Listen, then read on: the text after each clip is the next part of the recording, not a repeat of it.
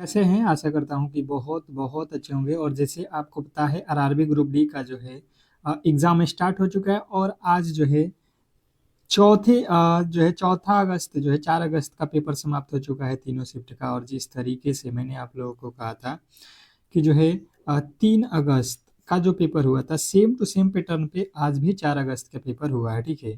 तो देखिए आगामी दिन भी आपका जो 5 अगस्त का है बिल्कुल ऐसा ही पेपर आने वाला है। तो आप लोगों को जो मैं बताने वाला हूँ ये बिल्कुल 3 और 4 अगस्त के जो पेपर हुए हैं उसी के आधार पे ये प्रश्न है और हम उन्हीं टॉपिकों के प्रश्नों को कवर कर रहे हैं। तो कहीं न कहीं अगर आप भी एग्ज़ाम देने जा रहे हो 5 अगस्त को फर्स्ट शिफ्ट में या सेकंड शिफ्ट में या थर्ड शिफ्ट में, तो आपको बहुत बड़ा बेनिफिट इस क्लास से होने वाला है। तो आप क्लास को अंत तक देख लेना क्योंकि मैंने जो है उन प्रश्नों को रखा है वो साइंस का हो या आपका स्टैटिक जीके हो या करंट अफेयर हो, ये बिल्कुल सारे प्रश्नों को रखा है, मैथ रीजनिंग भी रखा हुआ है, जिस तरीके से प्रश्न आपके एग्जाम हॉल वाला पूछ रहा है, ठीक है? तो फटाफट से हम क्लास को स्टार्ट कर लेते हैं क्योंकि समय कम है और प्रश्नों की संख्या काफ़ी ज़्यादा है। तो इस क्लास को अंत तक देखिएगा, 1 से लेके 100 तक के प्रश्नों को देख लीजिएगा, 100% आपको एग्जाम हॉल में डायरेक्ट यहाँ से प्रश्न देखने को मिलेगा। तो पहले प्रश्न की ओर चलेंगे और पहला प्रश्न सॉल्व करने से पहले हम आप लोगों से एक छोटा-सा रिक्वेस्ट करेंगे कि जितने भी मेरे दोस्त हैं, जो इस क्लास को देख रहे हैं, बिल्कुल आप लोग क्लास को लाइक कर लो और चैनल को सब्सक्राइब नहीं किए हो तो चैनल को सब्सक्राइब कर लो क्योंकि इसके फ़ायदे आपको मैंने बता रखा है कि जो है इसके बहुत बड़े फ़ायदे आपको मिलने वाले हैं एग्ज़ाम हॉल में और इस क्लास का पीडीएफ भी हम आपको फ्री में दे रहे हैं। तो आप हमारे व्हाट्सएप ग्रुप से जुड़ जाइए, जितने भी मेरे दोस्त एग्ज़ाम हॉल में जाने वाले हैं, इस क्लास का पीडीएफ मिल जाएगा। पहला प्रश्न है, आप देखिएगा ये साइंस का है। गाल्जी काय में परिपक्व भाग होता है। गाल्जी काय में परिपक्व भाग कौन सा होता है? आपसे जब पूछा जाएगा तो आपको बताना है अवतल भाग होता है। ऑप्शन नंबर डी जो है आपका बिल्कुल सही उत्तर था, ऑप्शन नंबर डी। डी वाले जितने भी मेरे दोस्त हैं उनके बिल्कुल राइट उत्तर है। नेक्स्ट प्रश्न आपके सामने है, क्वेश्चन नंबर दूसरा कह रहा है यहाँ पे कि निम्नलिखित में से कौन सा कोशिकांग जंतु कोशिकांग में मौजूद नहीं है? निम्नलिखित में से कौन सा कोशिकांग जंतु कोशिकांग में मौजूद नहीं है? क्वेश्चन नंबर दूसरा पे आ चुके हैं। आप लोग को याद रखना है कि ये जो है प्लास्टिड्स जो है जंतु कोशिकांग में मौजूद नहीं है। ऑप्शन नंबर बी जो है आपको बिल्कुल क्लियर रखना है, ऑप्शन नंबर बी। नेक्स्ट प्रश्न आपके सामने है, यहाँ पे देखिएगा क्वेश्चन नंबर तीसरा नंबर प्रश्न आप लोगों से पूछ रहा है कि निम्नलिखित में से कौन सा शरीर का जो है अंग एक सिंची हुई रबड़ सीट की तरह जो है व्यवहार करता है? निम्नलिखित में से कौन सा शरीर का अंग एक खींची हुई रबड़ की सीट की तरह व्यवहार करता है? आप बताओगे आपके शरीर के अंग का बात है ये। सभी लोग जितने भी मेरे दोस्त देख रहे हैं, तीसरे नंबर प्रश्न का राइट उत्तर आप बताने की कोशिश करो। पेपर से पहले आप समझ लो पेपर कर रहे हो, ठीक है? तो इसके फायदे आप लोगों को 100% मिलेगा एग्जाम हॉल में, ठीक है? कण पात जो है आपको बिल्कुल राइट उत्तर करना था। ये खींची हुई रबड़ की तरह शरीर में जो है प्रयोग होता है। ऑप्शन नंबर डी जो है आपके बिल्कुल राइट उत्तर है। नेक्स्ट प्रश्न आपके सामने है, क्वेश्चन नंबर चौथा। द्रव में गैसों की घुलनशीलता तापमान में कमी के साथ क्या होता है, ये हमें बताना है। द्रव में गैसों की घुलनशीलता तापमान में कमी के साथ आप लोगों को याद रखना है कि ये जो है बढ़ती है। ऑप्शन नंबर सी वाला बिल्कुल राइट उत्तर है। ये साइंस के प्रश्नों को हम लोग सॉल्व कर रहे हैं, ठीक है? ये जितने भी मोस्ट एक्सपेक्टेड साइंस के प्रश्न है बिल्कुल इसी तरीके के प्रश्न आप लोगों के एग्जाम हॉल में अब तक जो 6 शिफ्ट हुए हैं, 6 शिफ्ट में इसी तरीके के प्रश्न पूछे जा रहे हैं। और एक बात बता दूं आप लोगों से कि कल 5 अगस्त का जिनका भी पेपर है, सुबह में हम आपके लिए स्पेशल 4 एएम पे एक क्लास ला रहे हैं, ठीक है? तो उस क्लास को आप करके ही जाना एग्जाम हॉल में। मैं कह रहा हूँ कि जितने भी मेरे दोस्त हो, कल वाला क्लास किसी भी एंगल से आप मिस मत करना, 100% आपको बहुत बड़ा बेनिफिट होगा सुबह के 4 एएम वाली क्लास से, ठीक है? चलिएगा, अब चलते हैं अगले प्रश्न की ओर। नेक्स्ट प्रश्न कह रहा है कि वह प्रक्रिया जिसमें धातुओं को उसके अयस्कों द्वारा जो है गलनांक बिंदु से अधिक गर्म करके निष्क्रिय किया जाता है क्या कहलाता है? Question number 5। 5वें नंबर प्रश्न का राइट उत्तर हो जाएगा प्रगलन। प्रगलन जो है आपके बिल्कुल राइट उत्तर है ऑप्शन नंबर बी। नेक्स्ट प्रश्न आपके सामने है क्वेश्चन नंबर 6 देखिएगा कि निम्नलिखित में से कौन सी धातु अमलगम में सदैव एक घटक के रूप में विद्यमान देती है। निम्नलिखित में से कौन सी धातु अमलगम में सदैव एक घटिक के रूप में विद्यमान होती है। क्वेश्चन नंबर 6 के जो राइट उत्तर है जिन्होंने बताया है मरकरी, उनके बिल्कुल राइट उत्तर है option number B mercury. Next प्रश्न की ओर चलेंगे और अगला प्रश्न आपके सामने है क्वेश्चन नंबर 7। किसको उष्मा तरंगों के रूप में जो है जाना जाता है।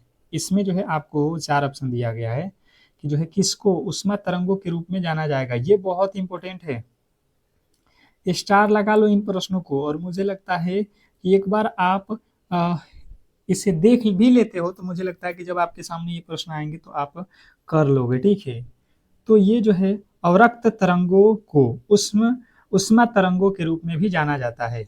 अवरक्त तरंगे आपको याद रखना है। नेक्स्ट प्रश्न आपके सामने है, दो बिंदुओं के बीच विभवांतर ज्ञात करने के लिए सही सूत्र की पहचान करें। दो बिंदुओं के बीच विभवांतर ज्ञात करने के लिए सही सूत्र की पहचान हमें करना है। Question number 8।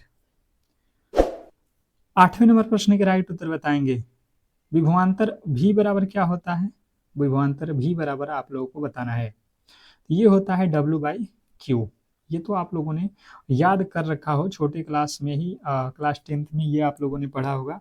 तो ऑप्शन नंबर डी वाले बिल्कुल सही उत्तर है। नेक्स्ट प्रश्न आपके सामने है, कह रहा है किसी पिंड की गतिज और स्थितिज ऊर्जा उसकी ऊर्जा के घटक हैं। किसके ऊर्जा के घटक हैं ये हम लोगों से पूछा जा रहा है कि किसी पिंड की गतिज और स्थितिज ऊर्जा उसकी रासायनिक ऊर्जा के घटक हैं या विद्युत ऊर्जा के घटक हैं या यांत्रिक ऊर्जा या ऊष्मीय ऊर्जा, बताइएगा। Question number 9। 9वें नंबर प्रश्न का राइट उत्तर हो जाएगा कि जो है किसी पिंड की गतिज और स्थितिज ऊर्जा उसकी यांत्रिक ऊर्जा के घटक हैं। नेक्स्ट प्रश्न आपके सामने है क्वेश्चन नंबर जो है 10। 10वां नंबर प्रश्न आपके सामने है, ध्वनि की प्रबलता ध्वनि उत्पन्न करने वाले कंपन के आयाम के समानुपाती होती है। बताइएगा, ध्वनि की प्रबलता ध्वनि उत्पन्न करने वाले कंपन के आयाम के, आपको याद रखना कि ये वर्ग के समानुपाती होती है। जो ध्वनि की प्रबलता है वह ध्वनि की उत्पन्न करने वाले कंपन के आयाम के वर्ग के समानुपाती होता है। ऑप्शन नंबर सी जो है हमारा बिल्कुल राइट उत्तर है। नेक्स्ट प्रश्न आपके सामने है क्वेश्चन नंबर 11। निम्नलिखित में से किस पदार्थ में ध्वनि की गति सबसे अधिक होती है। क्वेश्चन नंबर 11 के जो राइट उत्तर है बताइएगा सभी लोग। क्वेश्चन नंबर 11 पे आ चुके हैं। जितने भी मेरे दोस्त थे फटाफट से अपने राइट उत्तर बताएंगे कि निम्नलिखित में से किस पदार्थ की ध्वनि की गति सबसे अधिक होती है।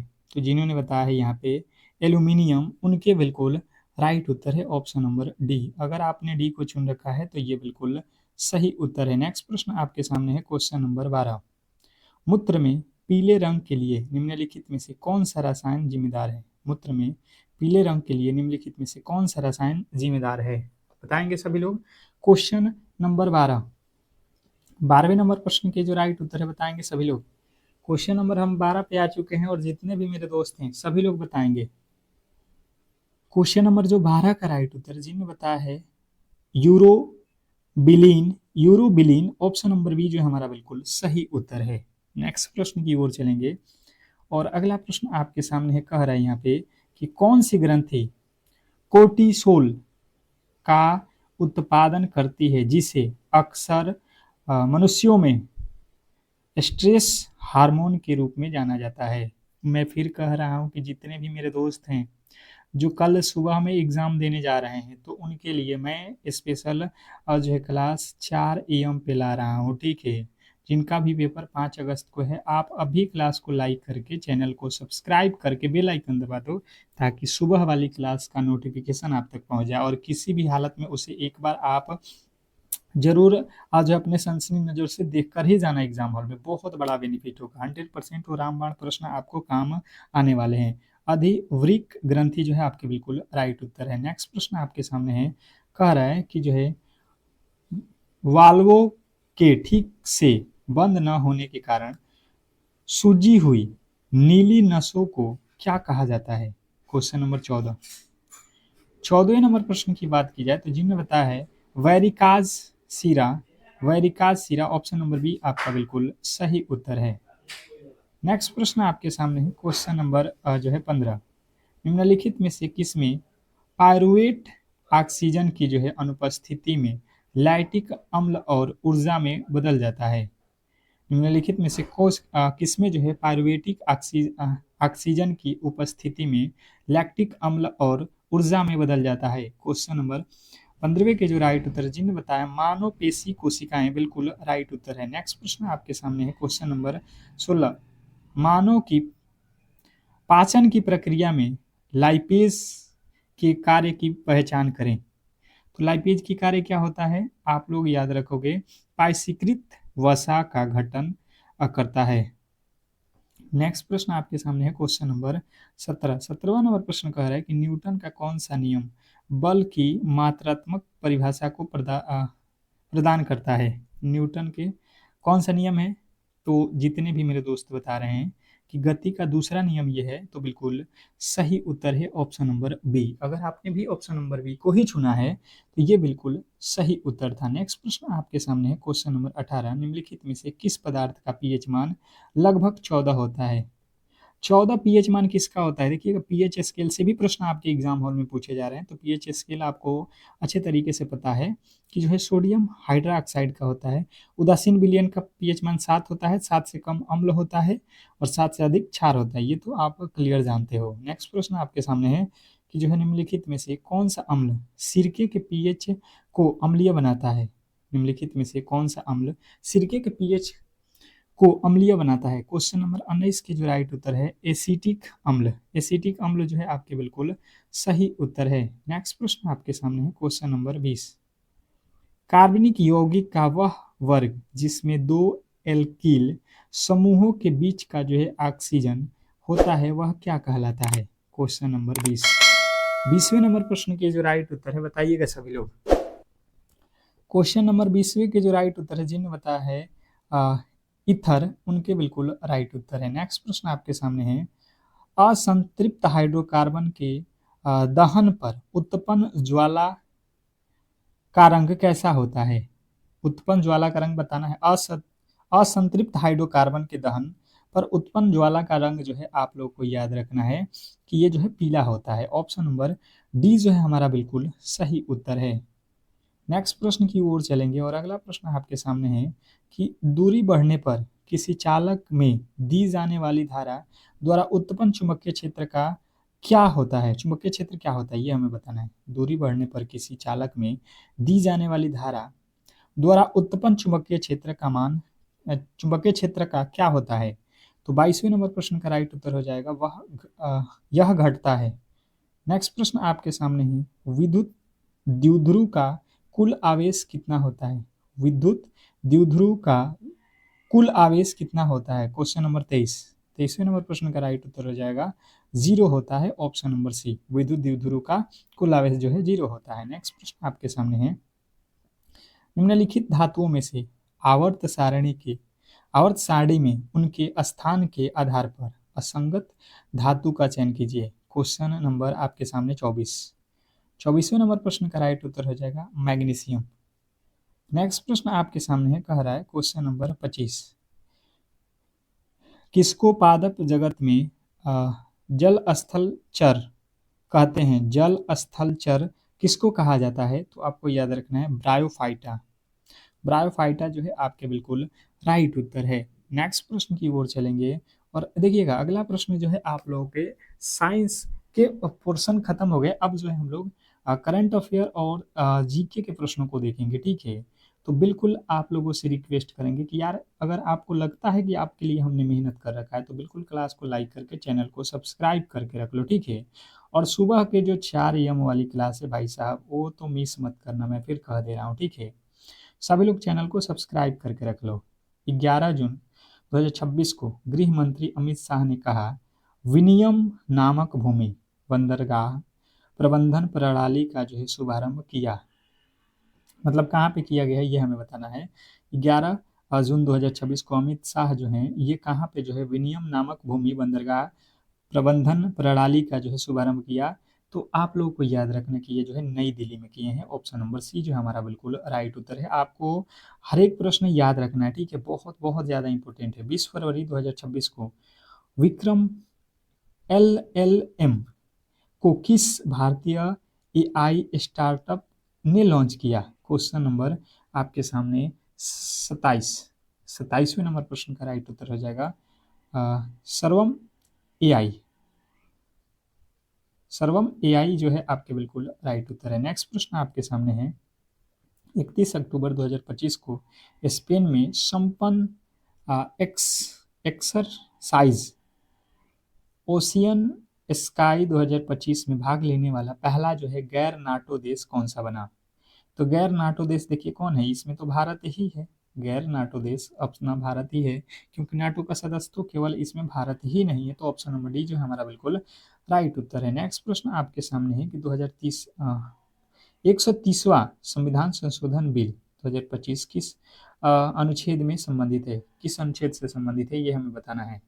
130वां संविधान संशोधन बिल 2025 किस अनुच्छेद से संबंधित है? तो जितने भी मेरे दोस्त बता रहे हैं यहाँ पे कि जो है आपका जो राइट उत्तर है ये अनुच्छेद 75 से संबंधित है। ऑप्शन नंबर बी जो है हमारा बिल्कुल राइट उत्तर है। सभी लोग इस क्लास को एक बार लाइक शेयर जरूर कर लीजिएगा, ठीक है। नेक्स्ट प्रश्न आपके सामने है एआई टूल नानो बनाना किसने लॉन्च किया?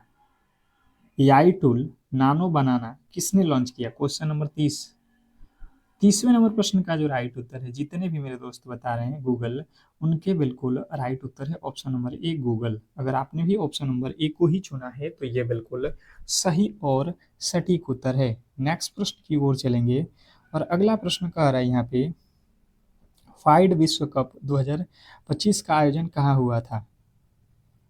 फाइड विश्व कप 2025 का आयोजन कहाँ हुआ था? क्वेश्चन नंबर 31वें नंबर प्रश्न का राइट उत्तर हो जाएगा आपका गोवा। ऑप्शन नंबर सी जो है हमारा बिल्कुल सही और सटीक उत्तर है। जितने भी मेरे दोस्त जिन्होंने ऑप्शन नंबर सी को चुना है उनके बिल्कुल राइट उत्तर है। नेक्स्ट प्रश्न आपके सामने है 30 अगस्त 2025 को प्रधानमंत्री मोदी ने कहा शुभ दरुमा गुड़िया भेंट की गई है, बताइएगा। क्वेश्चन नंबर 32वें नंबर प्रश्न का राइट उत्तर हो जाएगा जापान यात्रा के दौरान। जापान यात्रा के दौरान ऑप्शन नंबर सी जो है आपके बिल्कुल राइट उत्तर है। नेक्स्ट प्रश्न आपके सामने 1 सितंबर 2025 में कौन सी राज्य सरकार ने नो हेलमेट नो फ्यूल सड़क सुरक्षा अभियान शुरू किया? कौन सा राज्य था जो नो हेलमेट नो फ्यूल सड़क सुरक्षा अभियान शुरू किया? तो ये जो है आपका जो राज्य था उत्तर प्रदेश था। ऑप्शन नंबर डी जो है आपका बिल्कुल सही और सटीक उत्तर था। नेक्स्ट प्रश्न की ओर चलेंगे और अगला प्रश्न है कि 4 सितंबर 2025 को रियल रिदम एंड सोल 2025 कार्यक्रम कहाँ आयोजित किए गए हैं? क्वेश्चन नंबर 34वें नंबर प्रश्न की बात की जाए तो जिन्होंने बताया यहाँ पे नेपाल, उनके बिल्कुल राइट उत्तर है ऑप्शन नंबर सी। नेक्स्ट प्रश्न आपके सामने कह रहे हैं यहाँ पे कि जो है 25 सितंबर 2025 को भारतीय नौसेना ने पनडुब्बी रोधी युद्धपोत अंजदीप को कहाँ कमीशन किया? क्वेश्चन नंबर 35वें नंबर प्रश्न का जो राइट उत्तर है आपको बताना है चेन्नई। नेक्स्ट प्रश्न आपके सामने है क्वेश्चन नंबर 36। भारत सरकार ने 2026 अंत तक बाल विवाह की दर कितने प्रतिशत कम करने का लक्ष्य रखा? क्वेश्चन नंबर 36वें नंबर प्रश्न का जो राइट उत्तर है, जितने भी मेरे दोस्त बता रहे हैं 10%, उनके बिल्कुल राइट उत्तर है। क्वेश्चन आपके सामने है नेक्स्ट प्रश्न का राइट उत्तर बताइएगा कि जो है 5 जनवरी 2026 को सूर्यास्त रॉकेट सिस्टम के लिए भारतीय सेना ने किस देश के साथ जो है समझौता किया? ये सारे के सारे प्रश्न आप दोबारा से एक बार और रिपीट कर लेना, ये कहीं ना कहीं आपको बहुत बड़ा बेनिफिट एग्जाम हॉल में देगा। ठीक है, इजराइल, अभी आपके मैथ रीजनिंग के भी प्रश्न को हम कराने वाले हैं, जो प्रश्न आपके एग्जाम हॉल में जहां से ज्यादातर पूछे गए हैं। ठीक है, अगला प्रश्न है, दिव्यांग शक्ति योजना किस राज्य में शुरू हुई? दिव्यांग शक्ति योजना किस राज्य में शुरू की गई? Question number 38। 38वें नंबर प्रश्न का जो राइट उत्तर है, जिन्होंने बताया है Andhra Pradesh, option number C जो है आपके बिल्कुल राइट उत्तर है। जिन्होंने सी को चुना है उनके बिल्कुल राइट उत्तर है। नेक्स्ट प्रश्न आपके सामने है क्वेश्चन नंबर 39। भारत सरकार द्वारा जो है ग्रामीण युवाओं को स्वरोजगार हेतु प्रशिक्षण योजना किस वर्ष जो है शुरू की गई थी? बताइएगा। Question number 39। 39वें नंबर प्रश्न पे आ चुके हैं, और जितने भी मेरे दोस्त बता रहे हैं यहाँ पे कि 1979 में, ऑप्शन नंबर सी जो है आपके बिल्कुल राइट उत्तर है। नेक्स्ट प्रश्न आपके सामने है क्वेश्चन नंबर 40। 40वां नंबर प्रश्न कह रहा है कि निम्नलिखित में से किस अनुच्छेद के तहत समान न्याय और मुफ्त कानूनी सहायता प्रदान करने का जो है प्रावधान है? Question number 40। 40वें नंबर प्रश्न का राइट उत्तर बताएंगे सभी लोग। क्वेश्चन नंबर 40 पे आ चुके हैं, और जिन्होंने बताया अनुच्छेद 39A, उनका बिल्कुल राइट उत्तर है ऑप्शन नंबर सी। नेक्स्ट प्रश्न आपके सामने है, कह रहे हैं यहाँ पे, सतलुज नदी भारत में किस दर्रे से प्रवेश करती है? सतलुज नदी भारत में किस दर्रे से प्रवेश करती है? Question number 41। 41वें नंबर प्रश्न का राइट उत्तर हो जाएगा सिपकिला से प्रवेश करती है। नेक्स्ट प्रश्न आपके सामने कह रहा है कि बाल विवाह निरोधक अधिनियम निम्नलिखित में से किस वर्ष पारित किया गया था?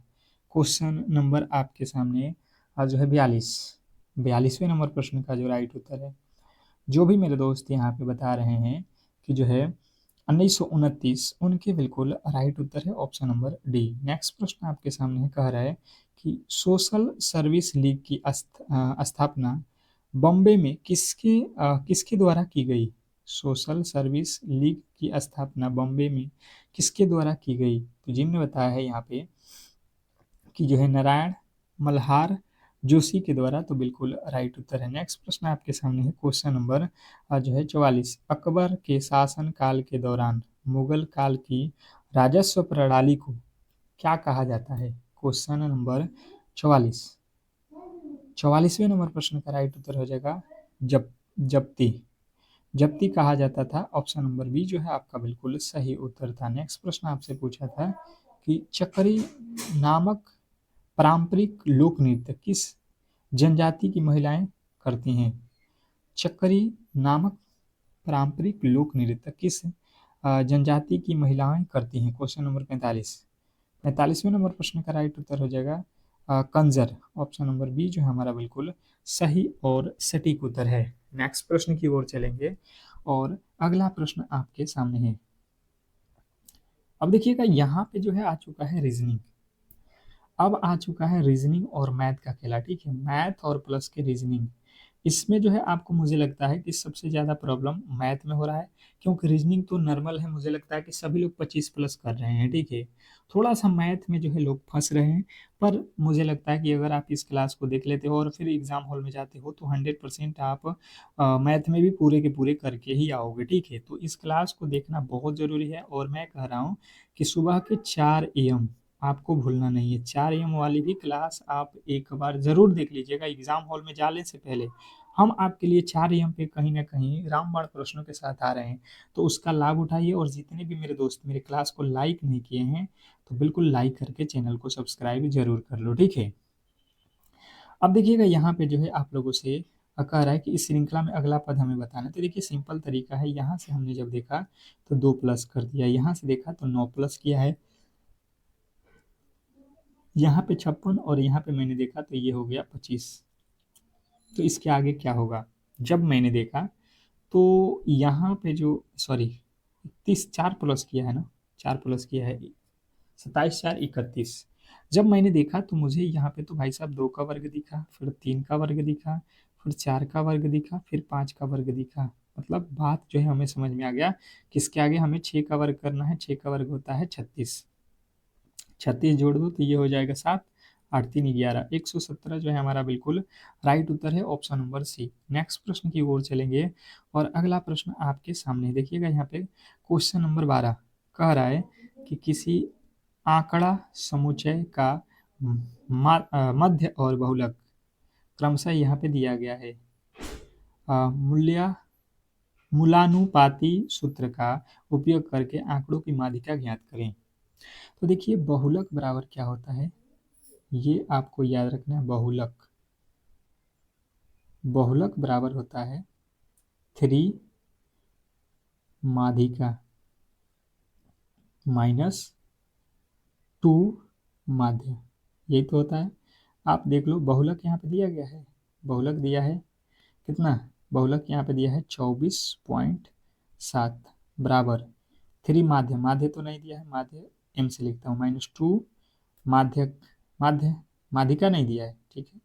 और माध्य दिया है कितना 17.2, माध्य है तो 17.9 लिखेंगे।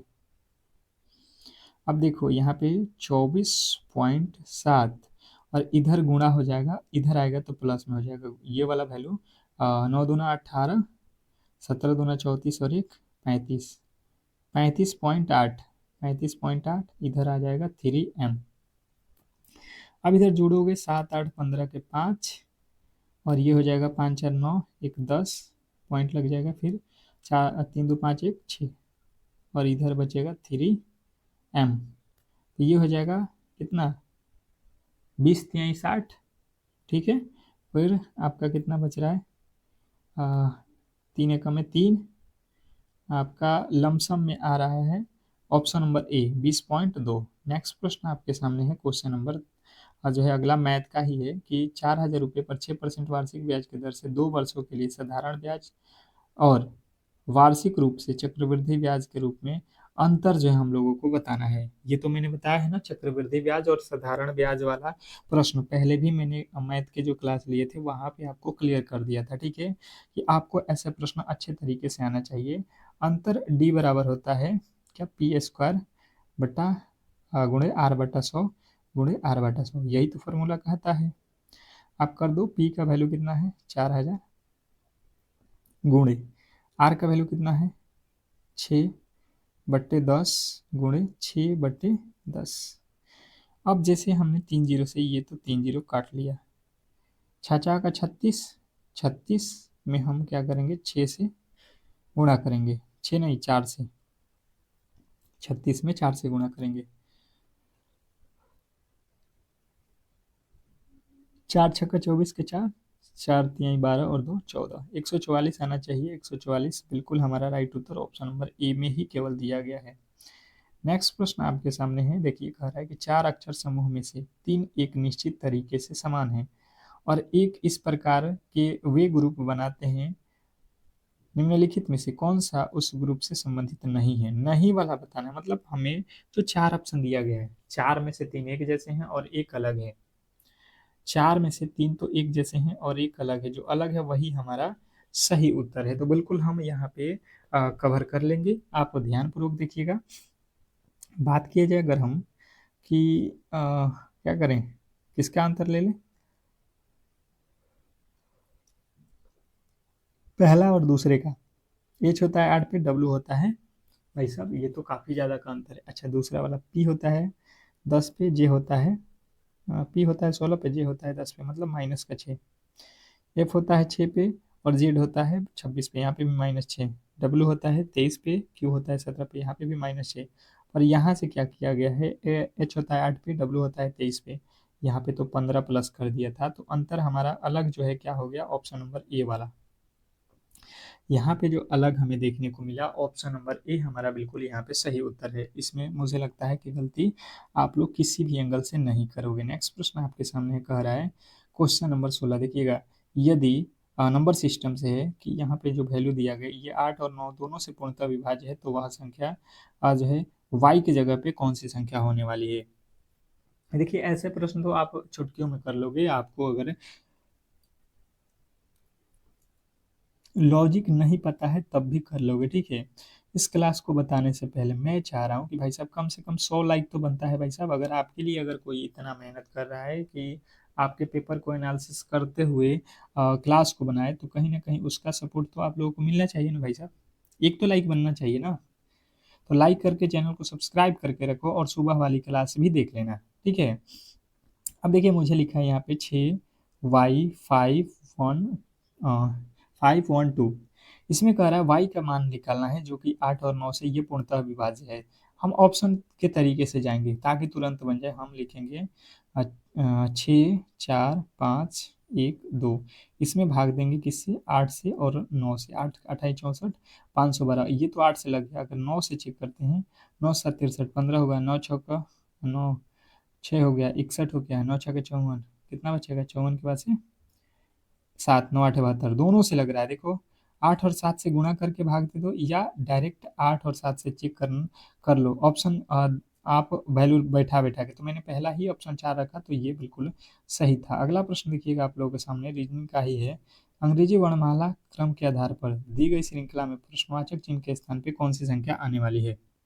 अब ये अंग्रेजी वर्णमाला के आधार पर देखना है। तो देखिए सबसे पहले अगर हम देखेंगे, एस के बाद डी लिखा है, डी के बाद ओ लिखा है, ओ के बाद जेड लिखा है, तो अगला क्या होने वाला है। एस होता है 19, 19 पे डी होता है कितना 29, कितना जोड़ा है 10 नहीं 30 होता है, 11 जोड़ा है ना। डी होता है 30 पे। डी के बाद ये 15 लिखा है, यहाँ पे भी 11 जोड़ा, फिर यहाँ पे भी 11 जोड़ा, फिर हम 11 जोड़ेंगे तो पहला अक्षर के, मतलब ये वाला तो गलत, पहला अक्षर के आएगा। दूसरा अक्षर चेक कर लो, ई। ई के बाद क्यू। ई होता है 5 पे, क्यू होता है 17 पे, तो 12 5 17। फिर यहाँ पे 12 जोड़ा है और फिर यहाँ पे 12 जोड़ा है, तो 15 12 कितना होता है 15 12 27। 27 पे क्या अक्षर आता है ए। तो देख लो के ए से केवल और केवल ऑप्शन नंबर ए स्टार्ट हो रहा है। तो हमारा जो राइट उत्तर है ऑप्शन नंबर ए ही बिल्कुल सही उत्तर है। नेक्स्ट प्रश्न देखिएगा आप लोगों के सामने, यहाँ पे कह रहा है कि जो है ए बी सी एक ताश खेल रहे हैं। ए और बी पार्टनर हैं। डी का मुख उत्तर की ओर है। अगर ए का मुख पश्चिम की ओर हो तो दक्षिण की ओर मुख किसका है। देखिएगा सिंपल तरीका है, अगर आपको दिशा पता है तो। दिशा मैंने आप लोग को बता रखा है, ये ऊपर होता है ईस्ट, वेस्ट, नॉर्थ साउथ, आप लिख लेना। दक्षिण उत्तर दक्षिण होता है, ये होता है पूरब दिशा और ये होता है पश्चिम दिशा। ये मैंने हिंदी में लिख दिया। अब आप समझ लो, यहाँ पे इसने कहा ए और बी पार्टनर है, मतलब अगर लूडो छक्का होता है तो एक का पार्टनर एक होता है ना, सामने वाले पार्टनर होते हैं। इसने कहा कि डी का मुख उत्तर की ओर है। डी का मुख उत्तर की ओर, अगर डी यहाँ पे बैठेगा तो ये सीधा ताकेगा तो उत्तर की तरफ हो जाएगा। फिर कह रहा है ए का मुख पश्चिम की ओर है। ए का मुख पश्चिम की ओर है, तो ए जब यहाँ पे बैठेगा तो ये कहाँ ताकेगा, सीधा ताकेगा इधर पश्चिम की ओर। इसने कहा है कि ए और बी पार्टनर है, तो ए और बी पार्टनर है तो ए के सामने बैठेगा बी, ये एक दूसरे के पार्टनर हो जाएंगे। फिर डी जो है सी का सामने हो जाएगा। तो इसने कहा है कि दक्षिण की ओर मुँह किसका है, तो दक्षिण की तरफ कौन देख रहा है, सी। सी के सामने दक्षिण है। ऑप्शन नंबर ए वाला बिल्कुल सही उत्तर था। नेक्स्ट प्रश्न आपके सामने है। देखिए कह रहा है कि एक व्यक्ति का परिचय कराते हुए श्यामलाल ने कहा, तो श्यामलाल आप खुद समझो कि आप हो श्यामलाल। जब भी इस तरीके का प्रश्न आए ब्लड रिलेशन का, तो आप खुद पे ले लो कि उस व्यक्ति का इकलौता पुत्र मेरा पिता है। कोई व्यक्ति है, उसका इकलौता पुत्र मेरा पिता है, मतलब आप समझ लो यहाँ पे श्यामलाल है और इसने कहा कि उस व्यक्ति का, कोई यहाँ पे व्यक्ति है, इसका इकलौता पुत्र, इकलौता कोई पुत्र होगा इनका, वो जो है पुत्र मेरा पिता है। ये जो है इसका क्या है, पिता है, पिता। तो श्यामलाल का उस व्यक्ति से क्या संबंध है, इससे श्यामलाल का संबंध बताना है व्यक्ति से। तो व्यक्ति का ये कौन है, लड़का। और इसने कहा है कि श्यामलाल उस व्यक्ति से, उस व्यक्ति में क्या संबंध है, श्यामलाल व उस व्यक्ति में। तो उस व्यक्ति में मतलब श्यामलाल का वो व्यक्ति क्या है, तो ये देखो ये श्यामलाल का ये पिता हुआ। पिता का पिता कौन होता है, दादा। Option number A. नेक्स्ट प्रश्न आपके सामने कह रहा है कि पक्षी, कौवा और शुतुरमुर्ग के बीच वेन आरेख बताओ। पक्षी, पक्षी, कौवा और शुतुरमुर्ग के बीच जो है आपको वेन आरेख बताना है। देखिए सिंपल तरीका है, अगर आप जाओगे तो ये हो जाएगा आपका पक्षी, ठीक है। ये हो गया पक्षी। और पक्षी में कौवा आता है, बिल्कुल आता है, कौवा भी एक प्रकार का पक्षी है और शुतुरमुर्ग भी एक प्रकार का पक्षी है। तो इस तरीके का जो वैनारिक है ये हमारा ऑप्शन नंबर केवल और केवल 2 में दिख रहा है। तो 2 वाला बिल्कुल सही उत्तर है। नेक्स्ट प्रश्न आपके सामने देखिएगा, यहाँ पे कह रहा है कि जो है दिए गए विकल्पों में से प्रश्न आकृति का दर्पण प्रतिबिंब बताना है। देखिएगा ये प्रश्न आकृति है, इसका दर्पण प्रतिबिंब इधर हमें बताना है। सिंपल तरीका है कि जो चीज इधर है वो पलट के इधर आ जाएगा, ठीक है। मतलब जो जेड इधर है तो इस तरीके से जेड बन जाएगा, ठीक है। और ये जो तीर का निशान है ये इधर आ जाएगा। तीर का निशान देख लो, यहाँ पे ऊपर चला गया, बिल्कुल गलत। ये तीर का निशान इधर है तो बिल्कुल गलत। ये दोनों सही है। अब देखो इसमें हुआ क्या है कि ये जो पार्ट है इसमें नहीं दिया गया है ऊपर की तरफ। यहाँ पे कहीं पे भी ये वाला हिस्सा दिखाई दे रहा है, नहीं दे रहा है, इसमें दिखाई दे रहा है। तो ये हमारा बिल्कुल सही उत्तर ऑप्शन नंबर बी है। मुझे लगता है आपको क्लियर समझ में आ गया होगा और ऐसे प्रश्नों में आप गलती कभी भी नहीं करोगे, ठीक है। तो चलिएगा इस तरीके की क्लास को हम लोग जब तक कराएंगे जब तक आपके एग्जाम समाप्त नहीं होते हैं, और जिस तरीके के लेटेस्ट प्रश्न पूछे जाएंगे उसके आधार पे कराएंगे, ठीक है। तो जितने भी मेरे दोस्त तब तक हमारे क्लास को लाइक नहीं किए तो लाइक कर लें और चैनल को सब्सक्राइब कर लें, क्योंकि जिनका भी पेपर कल 5 अगस्त को होने जा रहा है, तो आप लोग जो है सुबह के 4 AM पे जो क्लास रामबाण होने वाला है उसको देखकर ही जाना, ठीक है। 100% प्रश्न आपको वहां से मिलने वाला है। तो अभी से क्लास को लाइक करके चैनल को सब्सक्राइब करके बेल आइकन दबा दो। मिलते हैं सुबह में, तब तक के लिए धन्यवाद।